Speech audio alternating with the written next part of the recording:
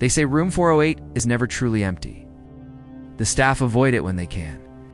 Guests complain of cold spots, typewriter clacks in the dead of night, or perfume lingering in still air. Some say it's haunted by a writer who died there. Others say she never left because her story wasn't finished. When Natalie checked in, she didn't believe in ghosts.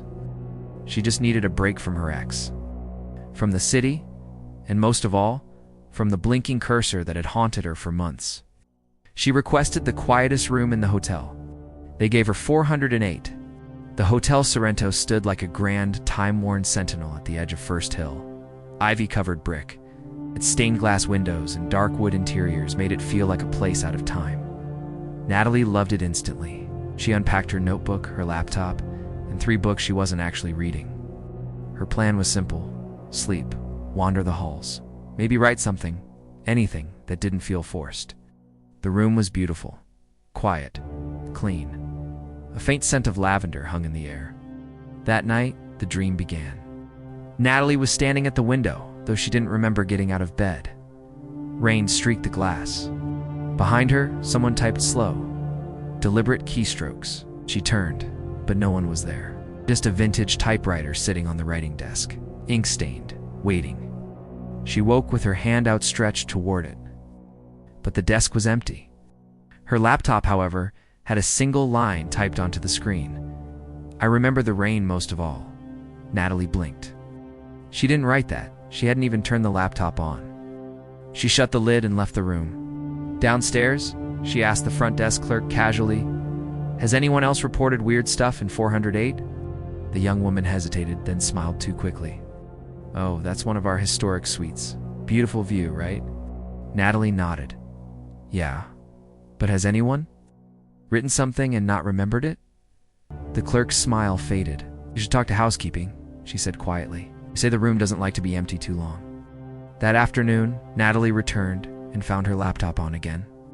Another line had appeared. "The stories we leave behind don't stay quiet forever." She stared at it for a long time. Then impulsively, she began typing. Not her novel, not the memoir she'd been stuck on, just a note. "Who are you?" Nothing happened. She closed the laptop and turned on the TV to distract herself. But she couldn't ignore the feeling like someone was reading over her shoulder. That night, the dream deepened.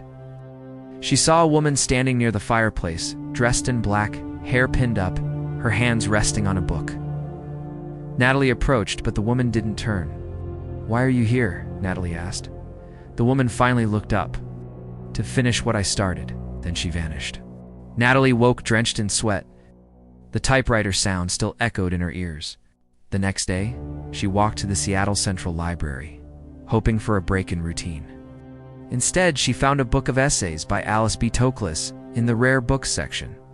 As she flipped through it, a small clipping fell out. A yellowed newspaper article from 1926. Local writer missing. Last seen at Hotel Sorrento. The photo was grainy, but familiar. It was the woman from her dream. The name beneath it, Eleanor March. Not Alice Toklas, after all. Natalie sat in stunned silence, heart racing. Was this the ghost? And why her? That night, Natalie returned to room 408 and found the window open. Rain had soaked the rug. On the desk sat an old manual typewriter that hadn't been there before. A sheet of paper was already fed through the roller, typed on it. "Help me finish the ending." Natalie touched the keys. They were warm. She sat down and began to type. The story flowed. Words came in a voice that wasn't quite her own. Descriptions, characters, plot points, none of which she had ever conceived of spilled onto the page. She couldn't stop. Hours passed unnoticed. The story was about a woman trapped in a hotel by the memory of a lost lover. Writing and rewriting the same letter, waiting for someone to hear her. When she typed the final line, "I am ready now." The typewriter jammed. The lights flickered. The room fell silent. The next morning, the front desk found Natalie asleep at the writing desk, her face resting on the finished manuscript. She checked out later that day. When she returned home, she tried to find the article again. There was no record of Eleanor March, no author by that name. No missing writer in the Hotel Sorrento archives, but she still had the pages. And when she submitted them under her own name, They were published to quiet acclaim. Critics called it her best work. She never wrote anything like it again. But sometimes, when the rain taps her window just right, Natalie swears she hears the soft clicks of ghostly keys urging her on. But there was one final thing the staff never spoke of, at least not to guests. That no one named Natalie had ever checked into room 408. That the name didn't appear on any booking records, any receipts, any security footage. Just a guest who appeared for a few quiet nights, always during the rain, always alone, always with a story to tell. And each time, she left behind a finished manuscript. Pages soaked faintly in lavender, typed on a machine the hotel swore had been removed decades ago. They do say room 408 is never truly empty.